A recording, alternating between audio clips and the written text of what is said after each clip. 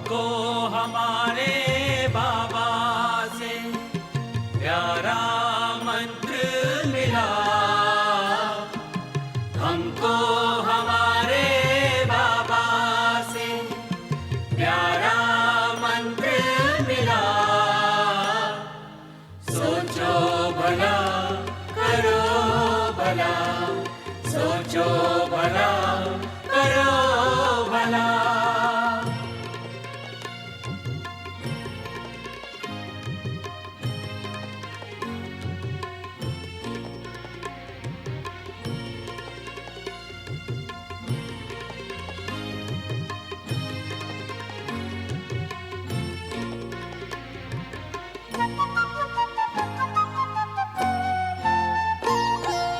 जो होता अच्छा होता है, सब में है अच्छाई। सुंदरतम ये खेल बना है, ध्यान से खेलो भाई।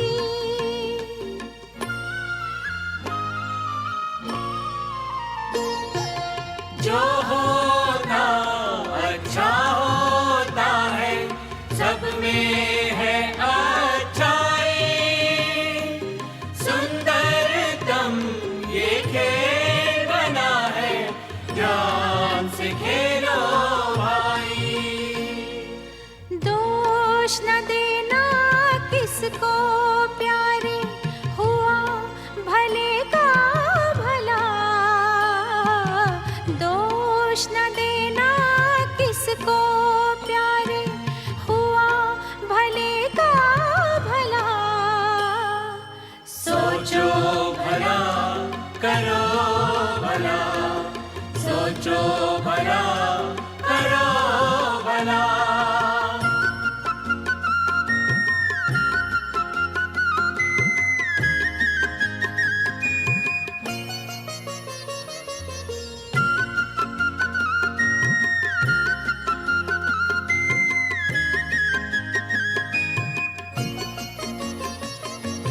सारा जग परिवार है अपना, कोई नहीं है पराया।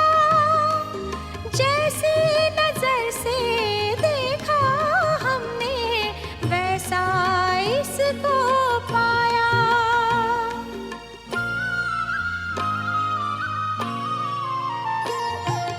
सारा जग परिवार है अपना, कोई नहीं है पराया। जैसी नजर से देखा हमने, वैसा इसको पाया। सागर मंथन करके मन का अमृत है निकला। सागर मंथन करके मन का अमृत है निकला। सोचो भला करो भला, सोचो भला करो भला।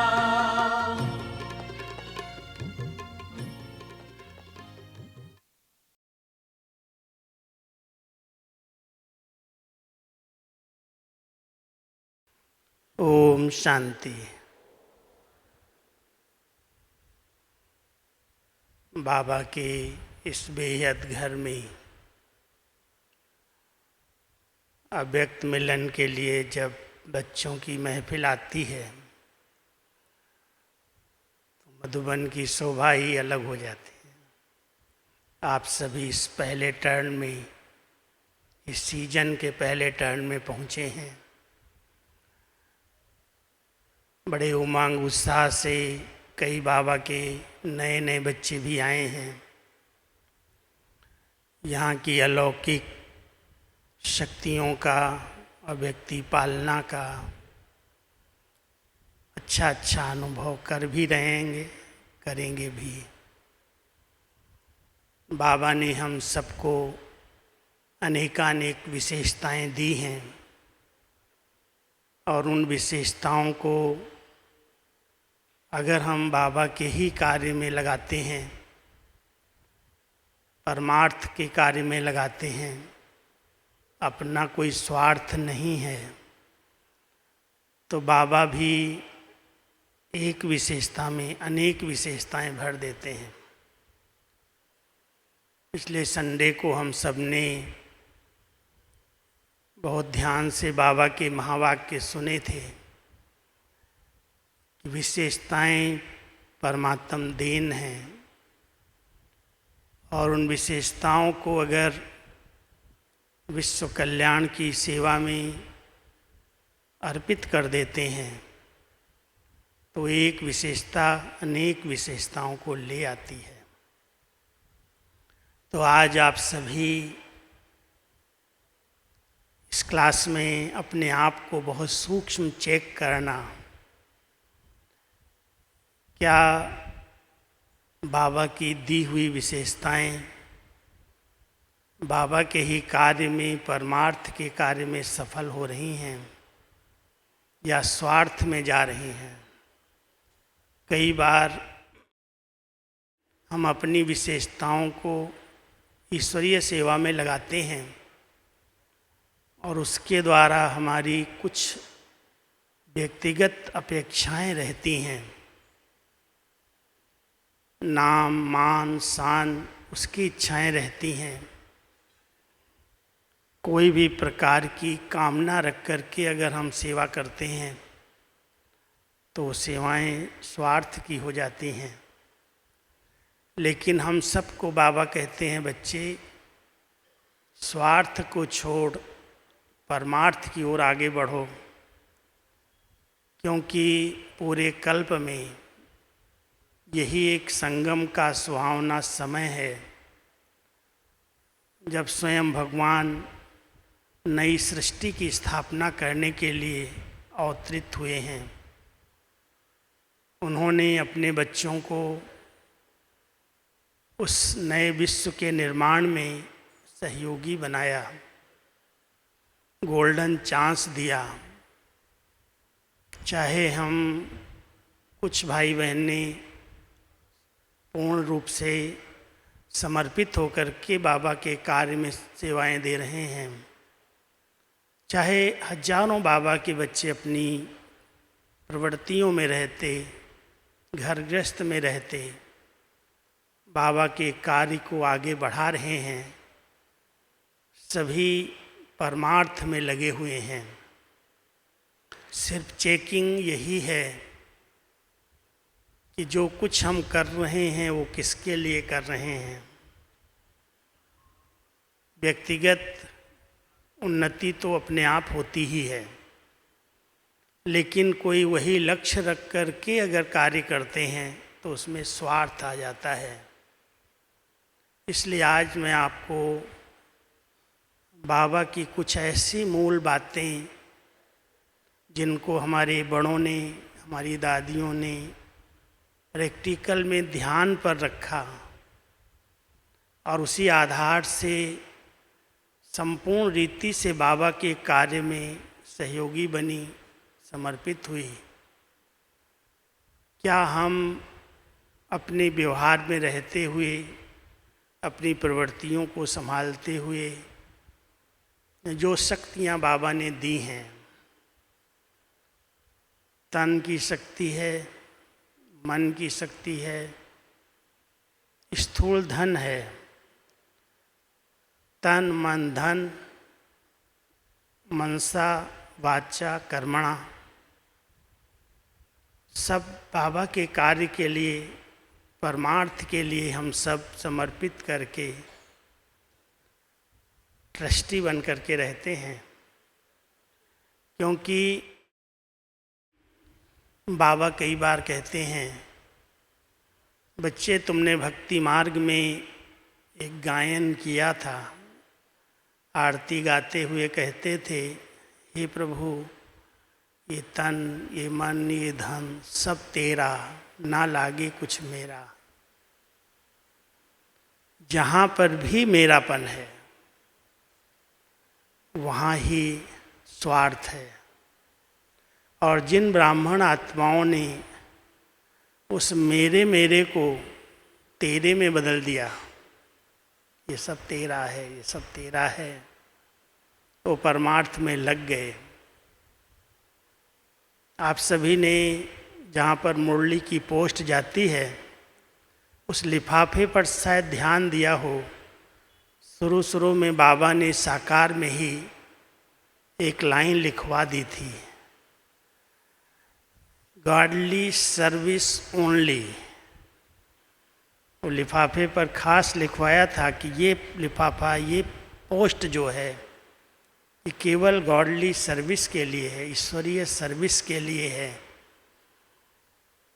तो आप सभी जो समझते हैं कि ये हमारी जीवन संगम की, जिसमें बाबा ने हमें इतना दिव्य अलौकिक जन्म दिया, ब्रह्मा मुख वंशावली बनाया, पिछले जन्म से हम सभी मरजीवा बन गए, उससे मरे इसमें आ गए। ये मरजीवा जीवन, ब्राह्मण जीवन, पवित्र जीवन केवल बाबा के लिए है। जो कुछ हम करें, लौकिक कार्य व्यवहार है या अलौकिक है, उन सब में एक ही भावना है कि मेरे बाबा का नाम रोशन हो। हमारे संकल्पों से, हमारे बोल से, हमारे कर्म से, हमारी चाल चलन चेहरे से केवल बाबा ही दिखाई दे। एक बहुत अंदर का लक्ष्य अगर ब्राह्मण बच्चों ने पक्का किया है तो उसको कहते हैं एक नामी, एक का नाम वाला हो। कुछ भी हम करें, लेकिन अंदर से भावना है जिसने हमें ऐसा बनाया, जिसने हम सबको इतना ऊंचा ज्ञान दिया, इतनी श्रेष्ठ महान जीवन बनाई, जिसने हमें इस कलयुग में जीना सिखाया, रहना सिखाया, चलना सिखाया, हमारे हर कर्म से, बोल से, चाल चलन से उसी का नाम रोशन हो। कोई मुझे देखकर ये न कहे आप बहुत अच्छे हैं, आपने मुझे बहुत अच्छा मार्गदर्शन दिया। सेवाएं करते हुए अगर ये अटेंशन रहता है कि कोई भी आत्मा व्यक्तिगत रूप में मेरे में अटक न जाए, हर एक का संबंध एक बाबा से जुटे, बाबा को पहचाने, बाबा के प्रति अपने आप को समर्पित करे। कई बार हम सेवाएं करते हैं और व्यक्तिगत रूप में इतना स्नेह, इतनी पालना दे देते हैं जो सामने वाला केवल उसी आत्मा को ही सर्वस्व मान लेता है। लेकिन जिसने दिया, जिसने ऐसा बनाया, उसके ऊपर उसका ध्यान ही नहीं जाता, उस तरफ वो इशारा भी नहीं करता। इसलिए ये बहुत सूक्ष्म बात है। कहीं व्यक्तिगत कोई स्वार्थ को लेकर के हम सेवाएं तो नहीं करते हैं, या सेवाएं करते हुए एक भावना है, एक लक्ष्य है कि हर आत्मा अपना जन्म सिद्ध अधिकार, अपना वर्षा बाबा से लेवे, बाबा को पहचाने, बाबा के प्रति संपूर्ण समर्पित हो जाए। तो हम सब इस बात पर अटेंशन दें कि जब हमने भक्ति में कहा था तब तो शायद ये नहीं समझा था कि भगवान हमारी इस दिल की बात को सुनेगा भी। तो मूर्ति के आगे कहा और वहाँ कह कर के घर में आए, व्यवहार में आए, वहाँ कहते थे सब तेरा है और आ कर के कहते हैं तेरा भी मेरा है।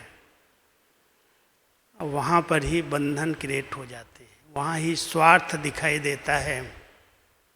लेकिन अंदर से लगे ये सब तेरा है, तेरा है, मैंने तुझको अर्पित कर दिया। लेकिन अर्पित करने के बाद स्वयं बाबा कहते हैं साकार में जब आते कि बच्चे मैं तुम्हारा लेके क्या करूँगा, मुझे कौन से यहाँ पर महल माड़ियाँ बनानी हैं। तुम्हारी शक्तियाँ जो भी हैं तुमने बाबा को समर्पित किया। बाबा इस अमानत को जो बाबा को दे दी वो संभालने के लिए तुम्हें रिटर्न करता है। तो बाबा की दी हुई अमानत, ये तन सबसे बड़ी अमानत है। जिस तन के द्वारा आज हम इतनी सेवाएं कर सकते हैं, अनेक आत्माओं को बाबा की दृष्टि दे सकते हैं, बाबा के महावाक्य सुना सकते हैं, हर एक आत्मा को बाबा से मिला सकते हैं। ये तन प्रभु अमानत है। कहीं भी किसी भी व्यर्थ कार्य की तरफ पैर नहीं उठ सकते। इसलिए हम सबको एक बहुत महीन ब्राह्मण जीवन में चेक करना है कि सदा ये तन तेरे लिए है, तेरी सेवा के लिए है। तन माना क्या? एक कर्म इंद्रियाँ।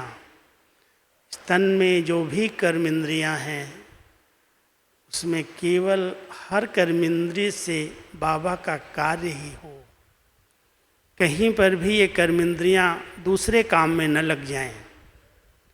इसलिए अगर हम सब कहते हैं कि हम स्वार्थ से निकलकर परमार्थ की ओर आगे बढ़ रहे हैं तो बहुत गहरी चेकिंग करनी है। हमारी शरीर में आत्मा विराजमान है, ये मंदिर है, आत्मा चैतन्य मूर्ति है। इस मंदिर की संभाल, इस मंदिर की स्वच्छता, इस मंदिर को स्वस्थ रखने का जवाबदार कौन? आत्मा ही है ना। प्रभु अमानत है। और इस प्रभु अमानत को अगर हम ऐसे ही अलबेलेपन के कारण, आलस्य के कारण अटेंशन न दे करके अगर इसको ठीक ठाक नहीं रखते हैं तो भी अमानत में ख़यानत है। प्रभु अमानत है। इसलिए इसको सब प्रकार से ध्यान रखना, संभालना, स्वस्थ रखना, बैलेंस से चलना और बाबा के लिए इसके अंदर जो शक्तियाँ हैं, एक स्मरण की शक्ति है, स्मृति की शक्ति है, दूसरी दृष्टि की शक्ति है, तीसरी वृत्तियों की शक्ति है, चौथी बोल की शक्ति है, पांचवी कर्म की शक्ति है। अब पांचों बातों को हम सब महीनता से चेक करें। पांचों ही बाबा के इस परमार्थ के कार्य में सफल हो रही हैं। क्या हमारी स्मृतियों में केवल एक बाबा ही बसता है? कई प्रकार की स्मृतियां हैं जिसमें स्वार्थ दिखाई देता है, जिसमें व्यर्थ चिंतन दिखाई देता है। अगर पास्ट की स्मृतियां हैं, जिसको बाबा कहते हैं भूतकाल, भूतकाल की स्मृतियां, जो बातें देह अभिमान के कारण बीत गई, उस बीती का अगर कोई चिंतन कर रहा है वो भी समर्पित भाव से दृष्टि नहीं है।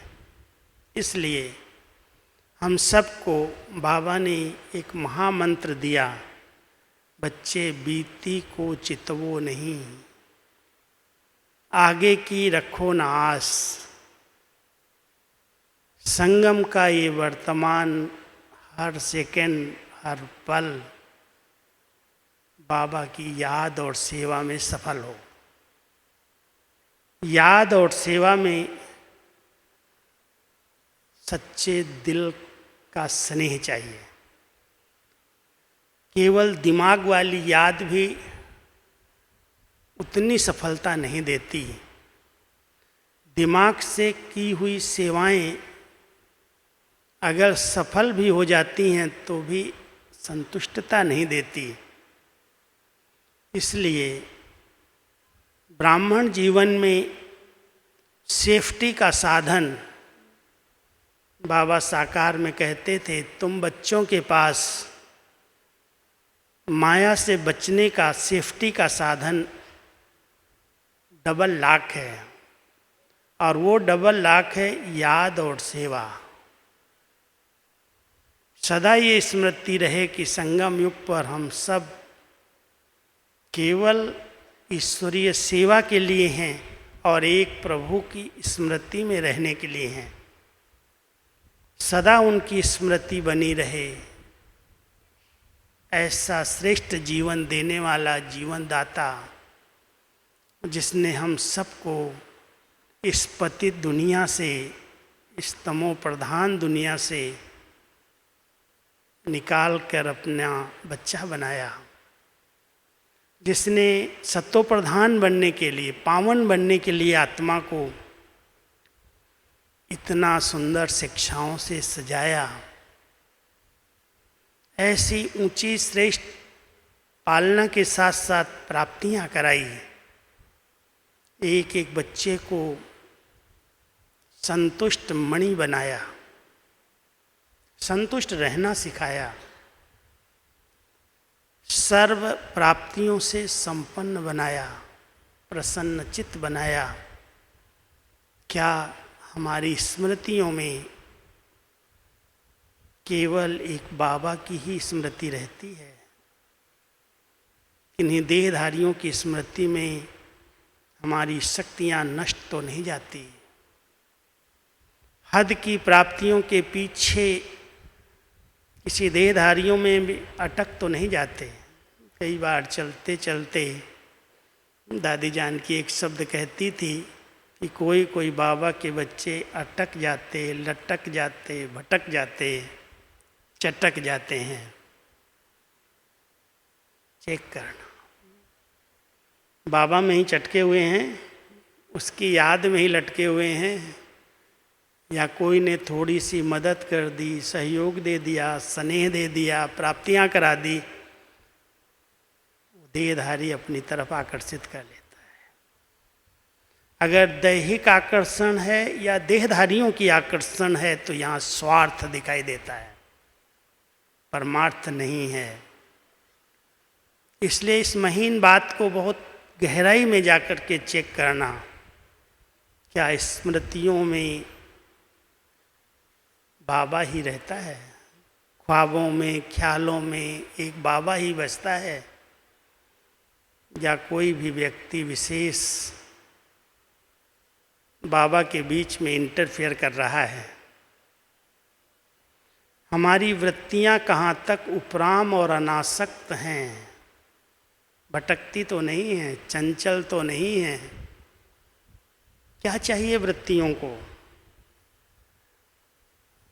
बहुत सूक्ष्म वृत्तियां हैं।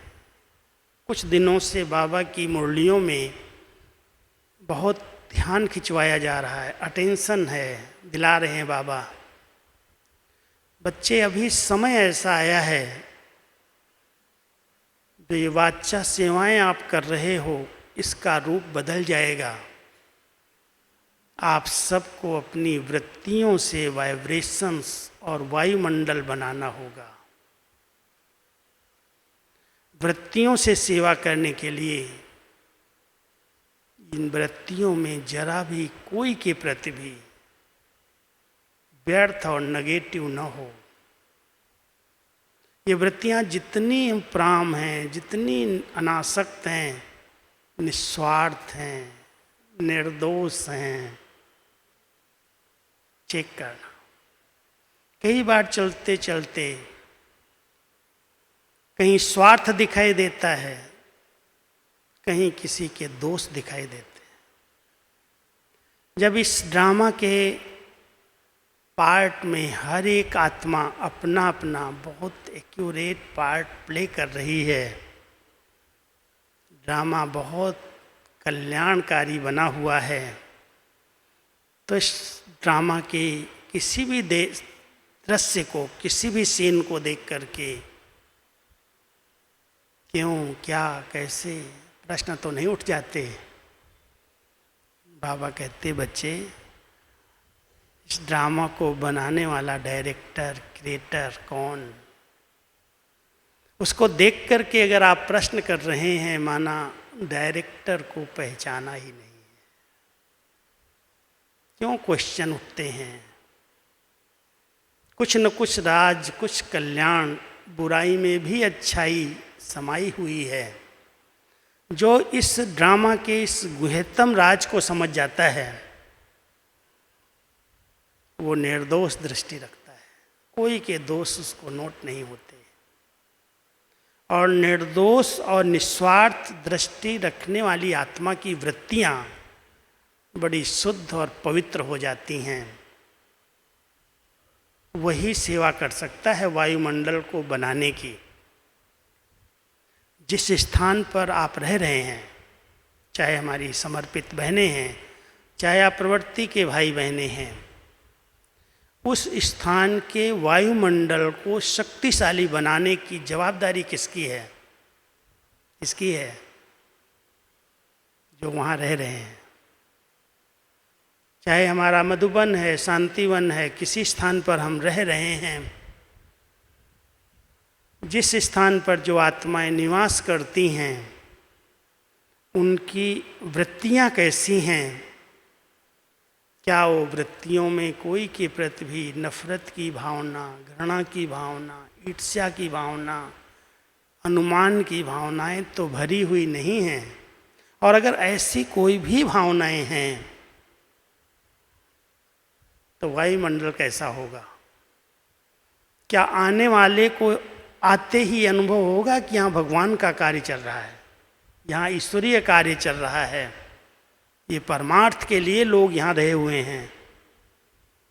या सोचते हैं व्यक्तिगत इनका कोई स्वार्थ है, सेवाएं तो कर रहे हैं लेकिन कहीं न कहीं कोई न कोई मान की इच्छा है, शान की इच्छा है, कोई हद की प्राप्तियों की इच्छा है, धन की इच्छा है, किसी भी प्रकार की सूक्ष्म कामनाएं लेकर के यदि आत्मा कुछ कर रही है तो अपनी वृत्तियों से शक्तिशाली वातावरण नहीं निर्माण कर सकती।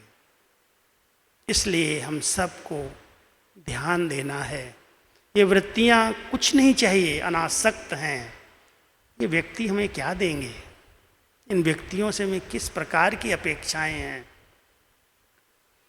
हमारा दाता, वरदाता, भाग्य विधाता हमारे साथ है, सब कुछ उसने हम सबको दिया है, अखुट अखंड प्राप्तियां कराई हैं, एक एक बच्चे को माला माल बनाया है। संगम युगी ब्राह्मणों का एक गायन है। पहले कहते थे देवताओं के लिए कि देवताओं के खजाने में अप्राप्त नहीं कोई वस्तु। वर्तमान समय बाबा अपने ब्राह्मण बच्चों के लिए कहते हैं कि मेरे ब्राह्मण बच्चों के खजाने में कोई अप्राप्त वस्तु नहीं, कोई अप्राप्त शक्ति नहीं, कोई अप्राप्त गुण नहीं। हर चीज से एक एक बच्चा जो जहाँ भी है, अपने आप को पूछना, अपने आप से बात करना, कोई अप्राप्ति है क्या? अप्राप्ति उस आत्मा को महसूस होती है जो दूसरों से भेंट करता है, दूसरों के भाग्य पर जिसकी नजर रहती, अपने भाग्य पर नहीं दृष्टि डालता। अगर हम दूसरों से कोई अपेक्षा या भेंट रखते हैं, इनको इतने चांस मिलते हैं, इनके पास ऐसे साधन हैं, इनको ये है, ये है, ये है, मेरे पास नहीं है, तो जितना है उतने में भी वो संतुष्ट नहीं रहता।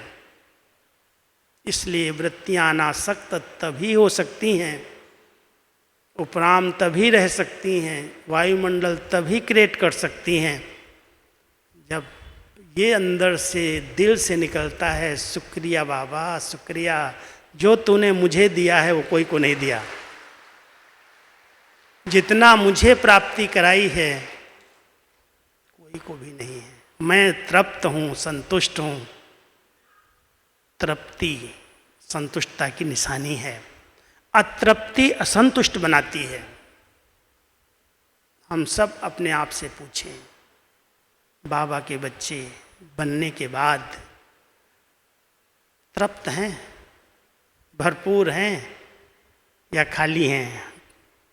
कहते हैं खाली घड़ा छलकता है, ढोल जो है वो अंदर से खाली होती, आवाज़ बड़ी करती है। हम सबको बाबा ने संपन्न, भरपूर, हर गुण से, हर शक्ति से, ज्ञान से, स्थूल और सूक्ष्म रीति से भी कोई चीज़ की कमी नहीं रखी, सब कुछ दिया है। अपने समान दिया ही नहीं, अपने समान दाता बना दिया। 2 बच्चे, 2।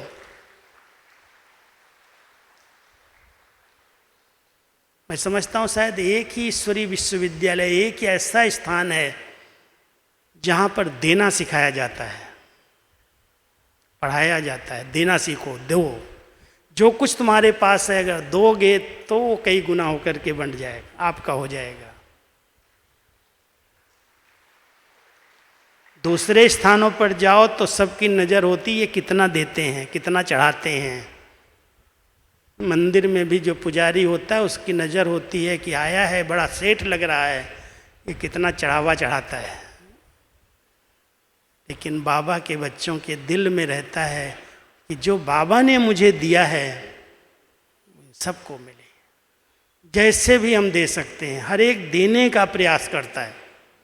दृष्टि से देता है, बोल से देता है, अपने अच्छे वाइब्रेशन से देता है, अपने स्नेह से देता है। सबको देने की भावना रहती है।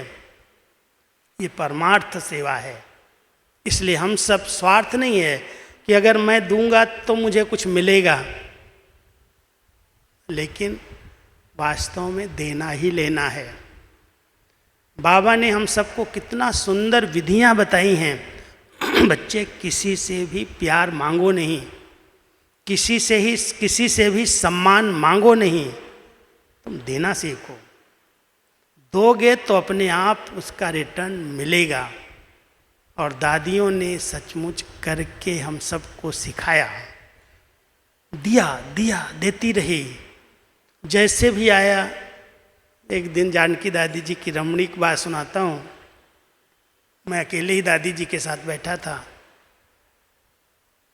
और दादी के सामने कोई अच्छी बड़े घर की वीआईपी माता आई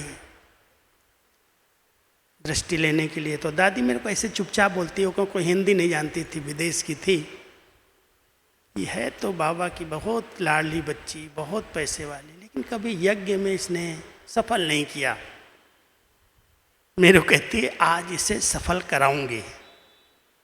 तो मैं हंसने लगा। हमने कैसे दादी कराएंगे, तुम बैठा रहना, बोलना नहीं, चुपचाप देखो। ऐसे आई सामने, दादी ने उसको दृष्टि दिया, बहुत प्यार से उसके लिए 2 शब्द उच्चारण किए, स्लोगन दिया, ढोली दिया, सेब फल रखे थे, फल दिया। फिर कहती है जाओ इसके लिए एक अच्छी शॉल ले आओ, इसके लिए इसकी उंगली में देखा अंगूठी नहीं, इसके लिए अंगूठी ले आओ।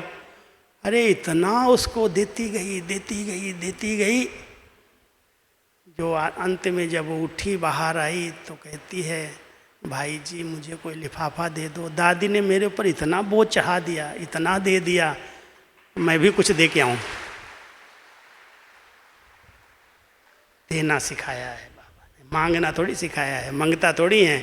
बाबा ने तो कह दिया मांगने से मरना भला, मर जाना, मांगना नहीं, किसी के आगे हाथ नहीं फैलाना। कितना ऊंचा सम्मान दिया, सम्मान दाता बनाया। तो हम सब बाबा के बच्चे अपनी वृत्तियों को जरूर चेक करें। किसी के प्रति भी कुछ नहीं कामनाएं, ये वृत्तियां ऐसी अनासक्त हो जाएं, कुछ नहीं चाहिए आत्मा को। सब बाबा देने वाला दाता दे रहा है, अखुट दिया है उसने। दृष्टि कितनी पवित्र है, निर्मल है, रूहानियत से भरपूर है। इस दृष्टि को चेक करो। किसी शरीर पर जाती है, 2 ही जगह जाती है, या धन पर जाती है, बाबा कई बार कहते हैं, या रूप पर जाती है या रुपये पर जाती है। इसलिए सदा रूहानी दृष्टि, पवित्र दृष्टि, कितनी महान आत्मा है, कितनी भाग्यवान आत्मा है। उस आत्मिक दृष्टि का अभ्यास, पवित्र दृष्टि का अभ्यास। इसलिए बाबा कई बार कहते हैं ना, मैं आई हॉस्पिटल खोलता हूँ। जिनकी दृष्टि दूषित है, क्रिमिनल है, उसको मैं ऑपरेशन करके सिविल बना देता हूँ। तो ये ब्रह्मा कुमारी आश्रम मैं समझता हूँ आई हॉस्पिटल बहुत बड़ा है। हम सब की दृष्टि का जो दैहिक दृष्टि थी, विकारी दृष्टि थी, किसी न किसी के पीछे देख लिया और लट्टू हो गया, चला गया उसके पीछे, भटक गया, उस दृष्टि को बाबा ने चेंज किया, ऑपरेशन करके सिविलाइज्ड बना दिया।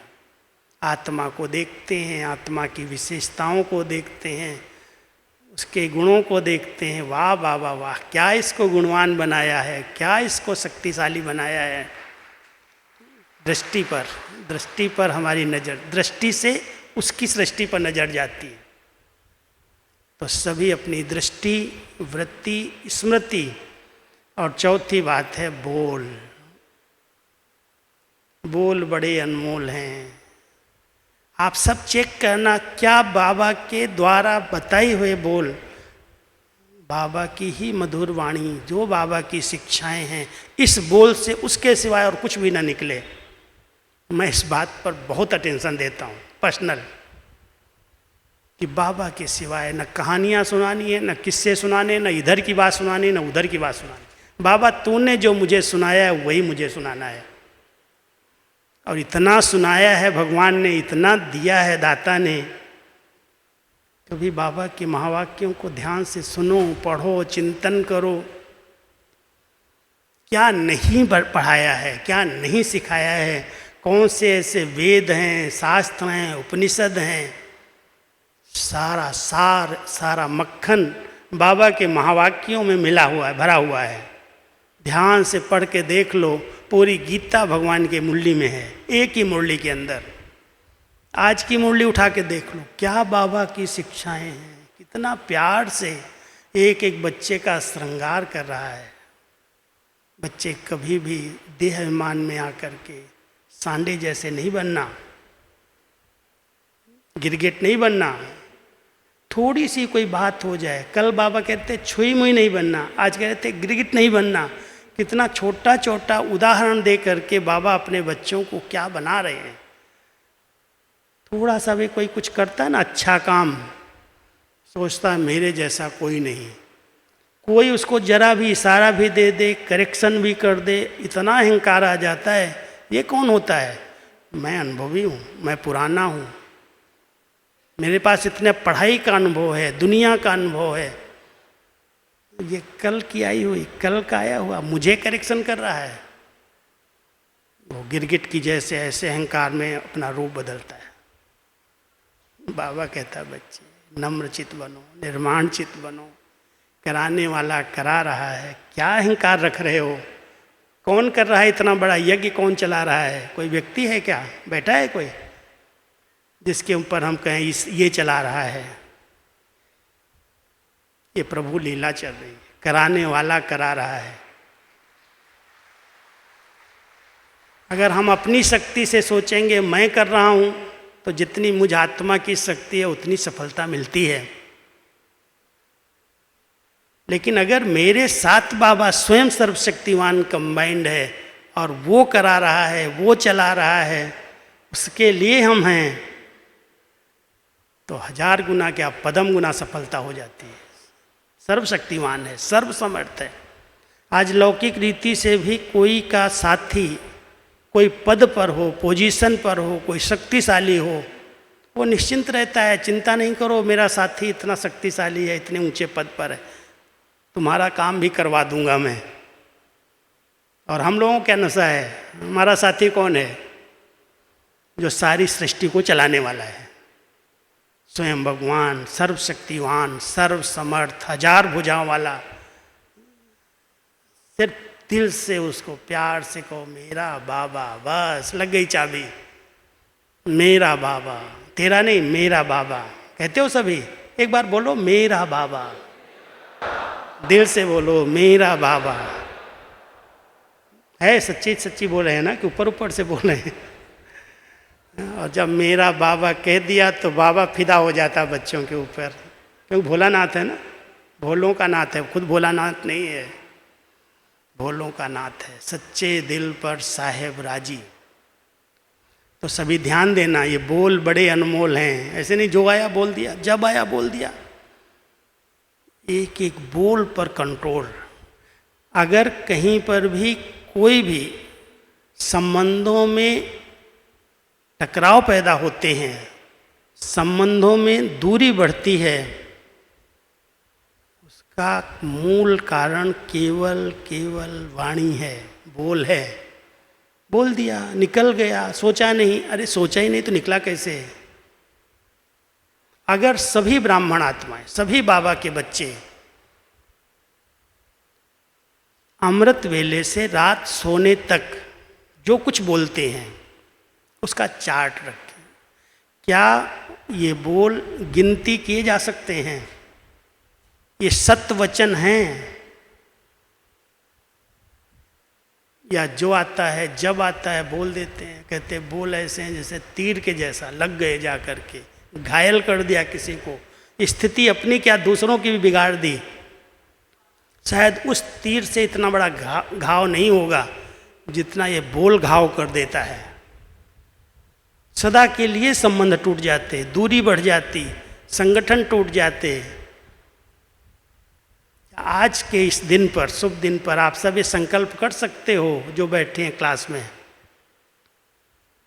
कम से कम 1 मास के लिए प्रतिज्ञा करके जाना, एक भी बोल किसी भी आत्मा को दुख देने वाला, किसी भी आत्मा को डिस्टर्ब करने वाला न बोल करके मधुर बोलेंगे, कम बोलेंगे, धीरे बोलेंगे, सम्मानजनक बोल ही बोलेंगे।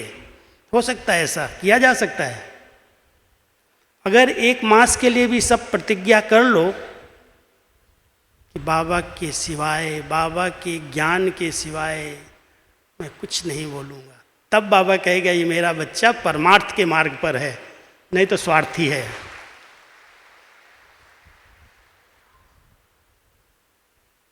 पांचवी बात कर्म है।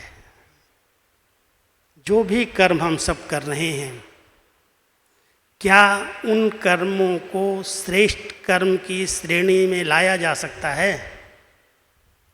कह सकते हैं ये कर्म संगम युग श्रेष्ठ कर्म का बीज बोने का समय है। ये श्रेष्ठ कर्म ऐसा बीज है कि अगर हमने बो दिया तो पूरे 21 जन्म तो गारंटी है, लेकिन 84 जन्म ही इस बीज का फल सदा सुख शांति आनंद प्रेम में जीवन बीतेगी। इतनी इस समय के कर्मों की वैल्यू है। हम कर्म कर रहे हैं, कर्म क्षेत्र पर हैं, कर्म के बिना तो कोई रह ही नहीं सकता, कर्म संन्यास होता नहीं।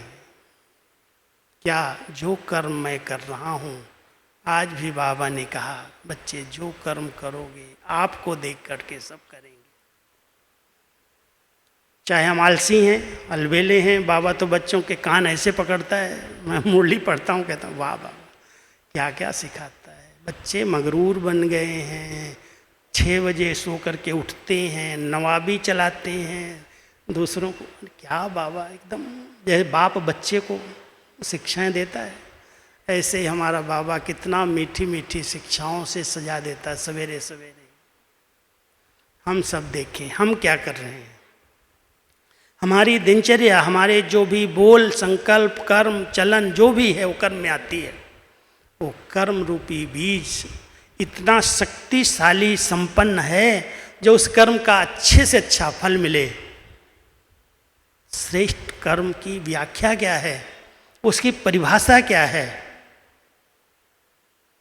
कर तो हम सब रहे हैं, तन मन धन लगा रहे हैं, मन वाणी कर्म लगा रहे हैं, सब कुछ बाबा तेरा तेरा तेरा कह रहे हैं। क्या वो तेरा कहने वाला भी कर्म श्रेष्ठ कर्म कहलाएगा? श्रेष्ठ कर्म तभी कहलाएगा जब उसमें कर्तापन का भान नहीं होगा। किया, इन कर्म इंद्रियों से किया, बाबा शुक्रिया तूने कराया। मैंने किया, मैं करता हूँ, मैं नहीं करता तो कौन करता, एक बहुत सूक्ष्म अभिमान, दिखावा।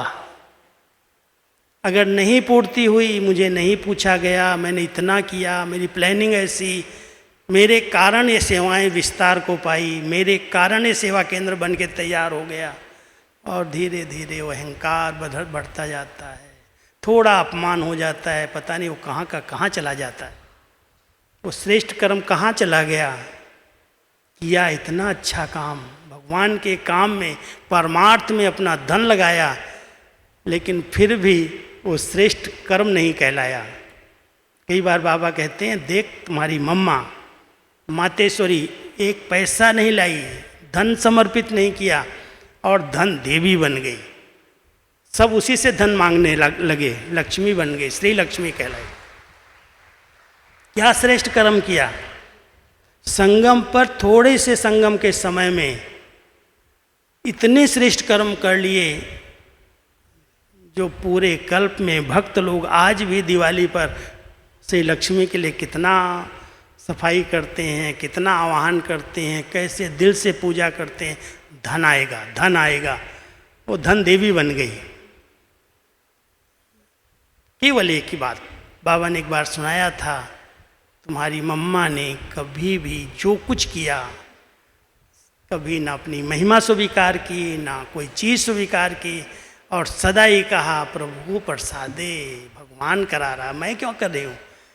इतनी गंभीरता की देवी बन करके रही, जो अपने किए हुए कर्मों का कहीं पर भी वर्णन नहीं किया। और किया क्या, इतना बड़ा यज्ञ, इतने विघ्न, इतनी बाधाएं उनको पार कराते हुए यज्ञ की नाव को कहाँ से कहाँ पहुँचा दिया। एक शेरनी की तरह रही, एक पवित्रता की देवी बन करके रही यज्ञ में। कुमारी होते हुए भी मात्र स्नेह दे करके इतने बच्चों की पालना की, लेकिन इतने सब श्रेष्ठ कर्म होते हुए भी कहीं भी उन श्रेष्ठ कर्मों की व्याख्या नहीं दे दी, मैंने किया है। गुप्त, बहुत गुप्त रह करके, गुप्त योगी, गुप्त तपस्वी, 2-2 बजे उठ के तपस्या की, एक बाबा ही दिल में और कोई भी व्यक्ति, कोई भी कुछ नहीं। ऐसे श्रेष्ठ कर्म करने की कला, विद्या स्वयं भगवान ने अपने बच्चों को सिखाई है इस समय। तो ध्यान देना, एक का नाम वाला हो, एक का नामी, दूसरा जो कुछ है संकल्प, बोल, कर्म, धन, संपत्ति, उसमें बहुत इकोनॉमी। जरा भी एक भी पैसा व्यर्थ न खर्च हो, एक भी संकल्प व्यर्थ न जाए, एक शक्ति व्यर्थ न जाए। जो कुछ है भगवान के काम में सब सफल हो जाए, परमार्थ में लग जाए, वो है इकोनॉमी।